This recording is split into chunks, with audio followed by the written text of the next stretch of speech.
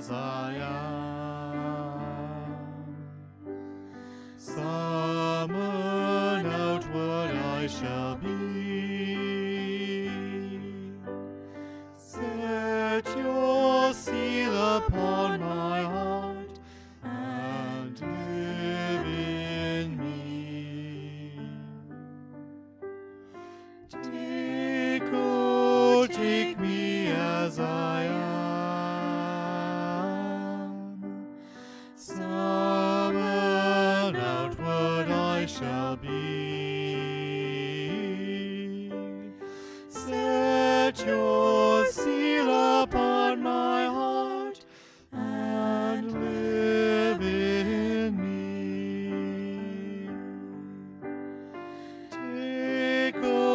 Take me as I am.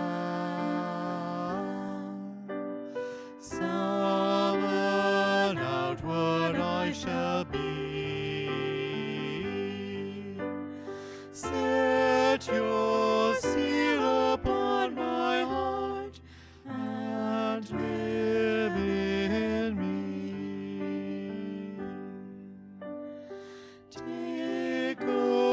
Take me as I am. Summoned outward I shall be. Set your seal upon my heart and live in me.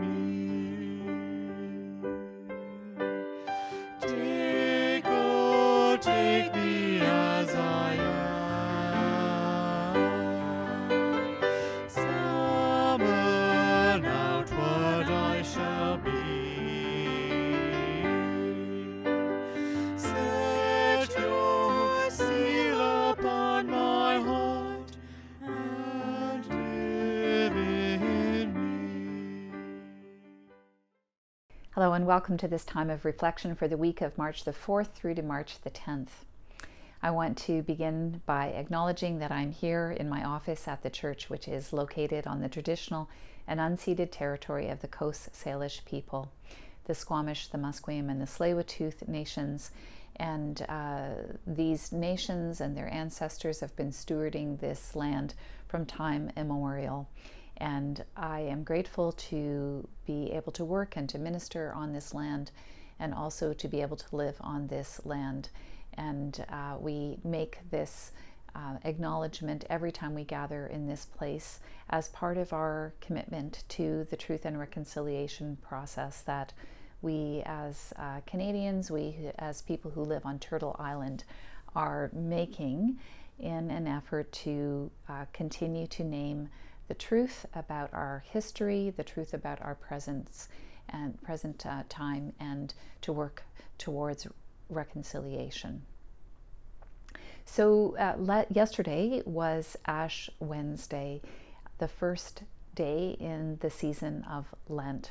And here at the church, we are gathering around a theme of good enough, embracing the imperfection of life and faith.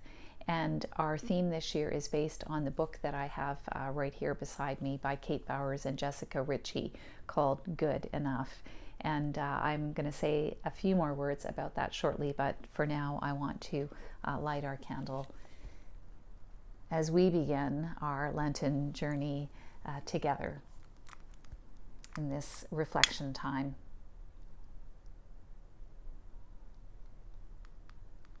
To remind us that in and through all of the imperfection of life and the imperfections of our faith, there is a kind of a perfect presence, the presence of the holy, the presence of the divine, that presence that in the Christian tradition has been made to us more fully through the person of Jesus and the presence of the living Christ, the one whose story around which we gather specifically and very closely in this season of Lent.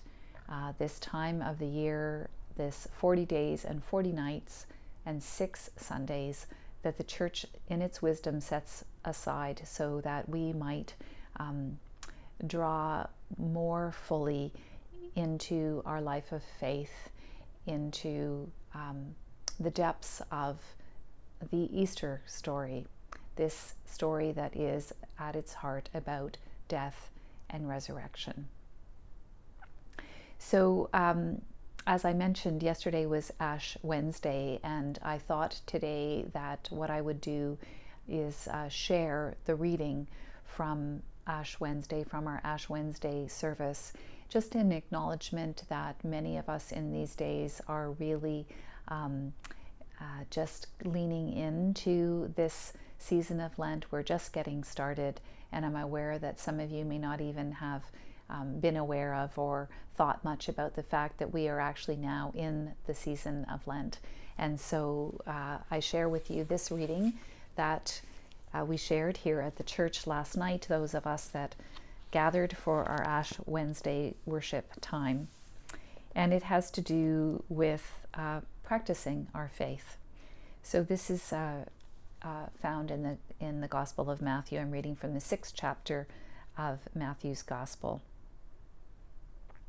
And you might listen for a word or a phrase that resonates particularly with you on this day. Beware of practicing your piety before others in order to be seen by them, for then you have no reward from your Father in heaven. So whenever you give alms, do not sound a trumpet before you, as the hypocrites do in the synagogues and in the streets, so that they may be praised by others. Truly, I tell you, they have received their reward. But when you give alms, do not let your left hand know what your right hand is doing, so that your alms may be done in secret. So that your alms may be done in secret, and your Father who sees you in secret will reward you. And whenever you pray, do not be like the hypocrites, for they love to stand and pray in the synagogues and at the street corners, so that they may be seen by others. Truly, I tell you, they have received their reward. But whenever you pray, go into your room and shut the door, and pray to your Father who is in secret, and your Father who is in secret will reward you. And whenever you fast, do not look dismal like the hypocrites, for they disfigure their faces so as to show others that they are fasting. Truly, I tell you, they have received their reward. But when you fast, put oil on your head and wash your face, so that your fasting may be seen not by others, but by your Father who is in secret. And your Father who sees in secret will reward you. Do not store up for yourselves treasures on earth, where moth and rust consume, and where thieves break in and steal. But store up for yourselves treasures in heaven, where neither moth nor rust consumes, and where thieves do not break in and steal. For where your treasure is, there your heart will be also.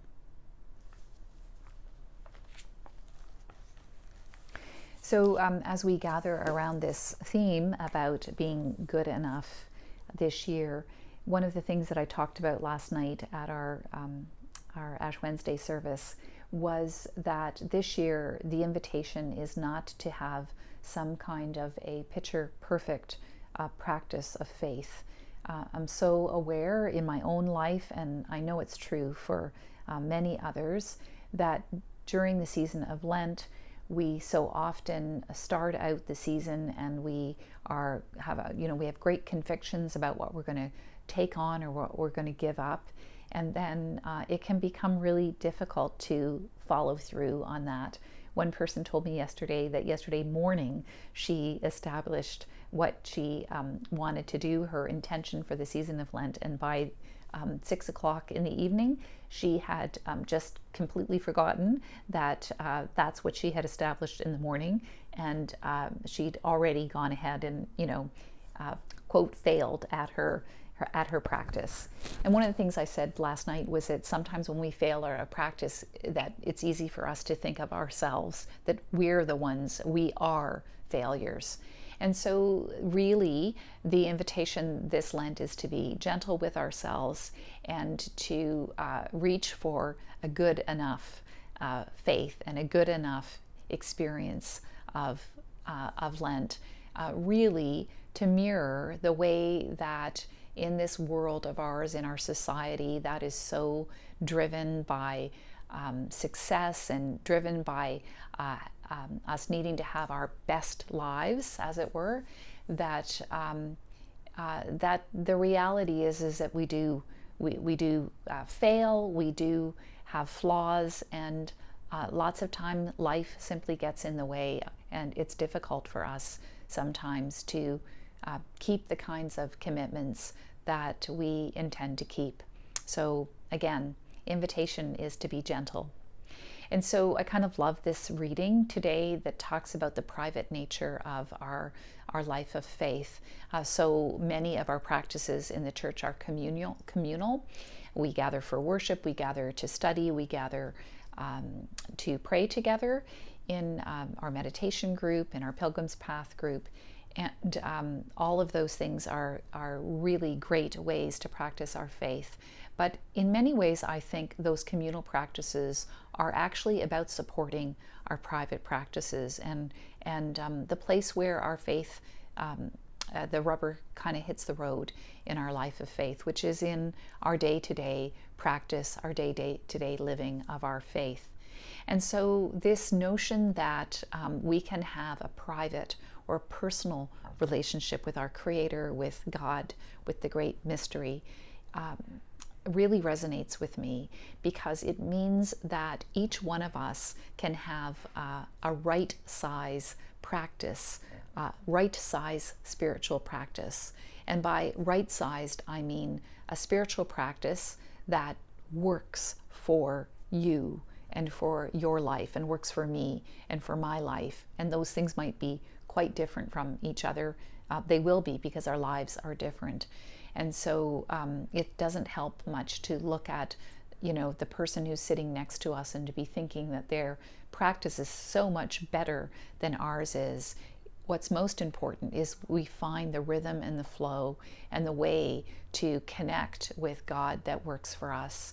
There's a beautiful sense in the Christian tradition in which we think about the ways that the divine has a language that's just for us, for each one of us and our own lives. It's beautifully intimate, right? God knows how to speak to me in the way that I can most fully respond. And so whatever practice you might take on in this season of Lent, and we do have a practice of taking something on or giving something up. It's a practice that's really meant to be about focusing our intention and helping us to make room for the divine in our life, so that we can grow more fully into the stature of Christ, really, so that we can live as people who are more Christ-like in our nature. And we don't have to be perfect, right? We're all going to fall short of that mark in some ways. The goal here is to have an intention, and the goal is to have a regular practice. So in pretty much the first chapter in this book that Jessica Ritchie and Kate Bowers have written, talks about the word regula, the practice of having something regular. So a daily practice is wonderful. If that's too much of a stretch for you, something that you do, that you intend to do, and that you work at doing to make room for the sacred on a regular basis. That's what we're striving for in this particular season of Lent. Lent is associated often with fasting, and in fact, we heard about fasting in the reading today. And fasting really it doesn't have to be about food, about pulling back on our food consumption. It can be about anything that we do to create more space. Fasting is about creating more space for connection with God. And I think sometimes we think that making room for God is is for our own individual well-being, and it is. But anything that we can do for ourselves to center ourselves more in our true nature, in our truest selves, because we're made in the image of God, that ultimately is going to benefit the world around us.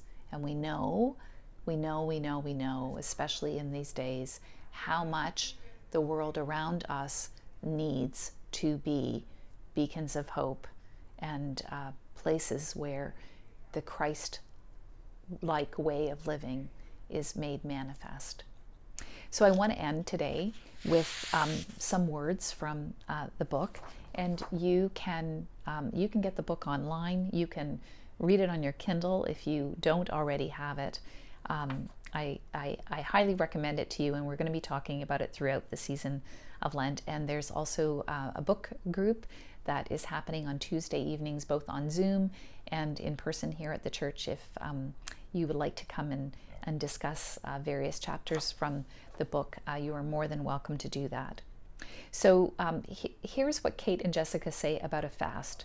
They say, as I just did, that a fast is about giving up anything to make room for God, whether it's something like some of us might have an intention around trying to limit our unkind words, or trying to let go of grudges that we might hold, or it might be around taking up a practice, a social justice practice for the season of Lent.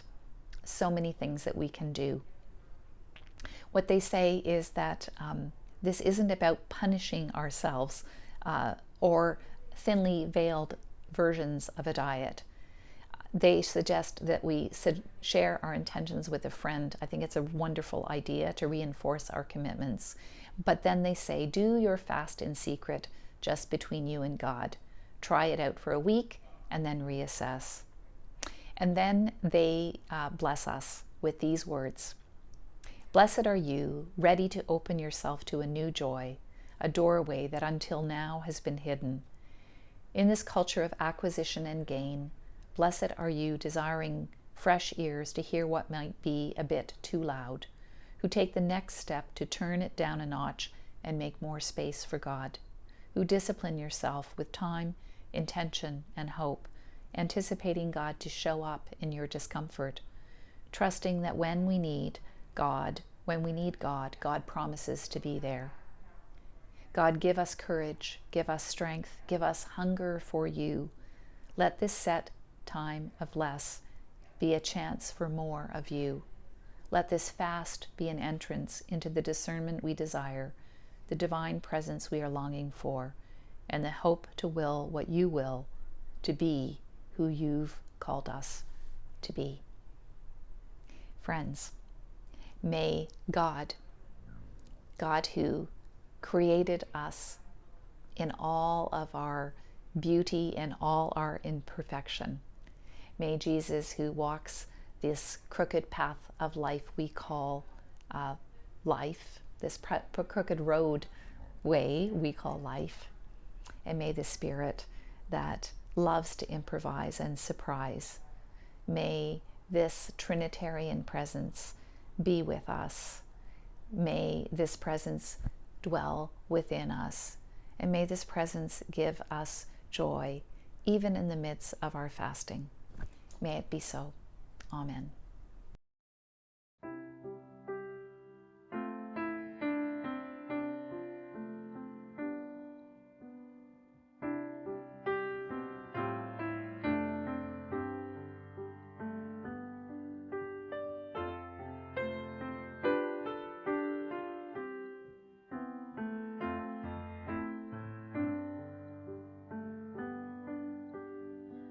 Take, oh, take me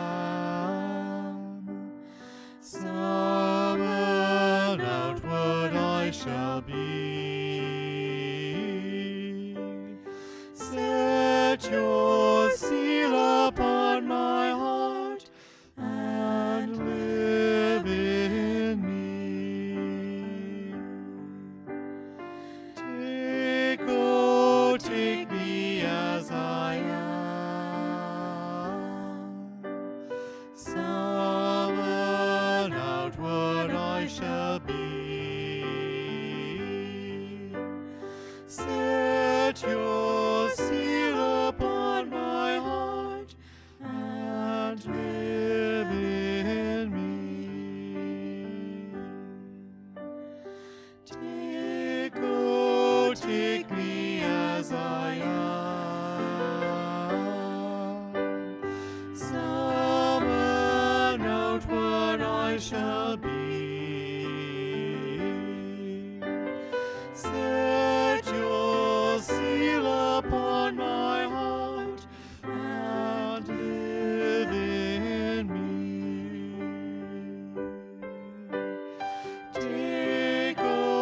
Take me as I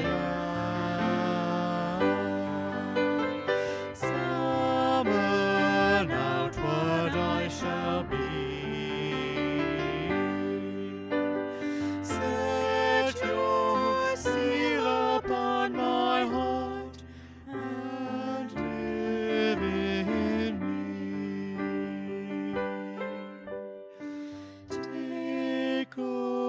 Take me as I